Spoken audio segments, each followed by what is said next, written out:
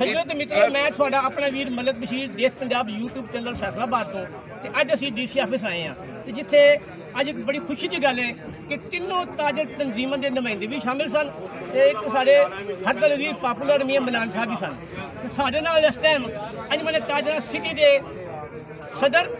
ਤੇ ਆਲ ਪਾਕਿਸਤਾਨ ਤਨਜ਼ੀਮਤ ਤਾਜਰਾਂ ਦੇ ਮਰਕਜ਼ੀ ਰਾਲਮਾ ਹਰਦਲ ਵੀਰ ਪਾਪੂਲਰ ਸ਼ਖਸੀਅਤ फैसलाबाद के दस्तारी की ख्वाजा शाहद रख सिक्का साहब ने तो असी उन्होंने नारा के लोगों से चंद सवाल पूछेंगे तो जी ख्वाजा साहब ये दसो कि जोड़ा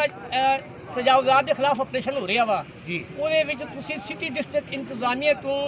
किन्ने फीसद मुतमईन हो तो किन्ने फीसद नहीं? देखो जी, जोड़ा नाजायज़ हो रहा काम जिन्होंने नाजायज़ जोड़ा है वो बिल्डिंग अगे की हुई ने असी उन्होंने जोड़ा है बनता साथ देंगे मगर साडा एक सब तो बड़ा जोड़ा प्रॉब्लम कि 8 बाज़ारां नूं जोड़ा है वो भावें रमज़ान नहीं खोल दें गड्डी आवे किसी नूं राह ते चली जाए बाहर तो वो जो शॉपिंग पूरी कर लें तो गड्डी ड्राइवर आके लै जाए होर सारी शहर के मुताबिक पार्किंग के मसले होर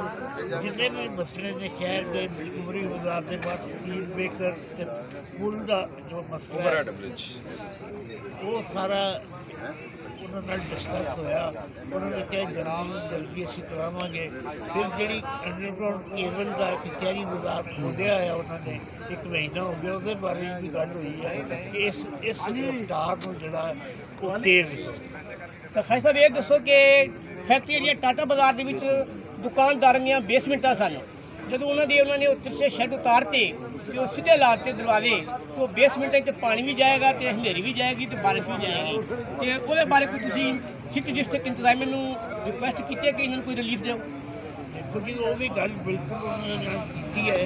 बल्कि DC साहब ने कहा कि 4.5 बंदे के नाल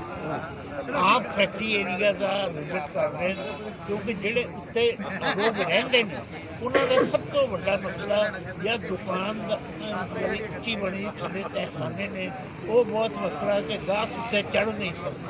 तो DC साहब ने वादा किया कि मैं थोड़े नाल जाके विजिट करांगा और जो ठीक होया वो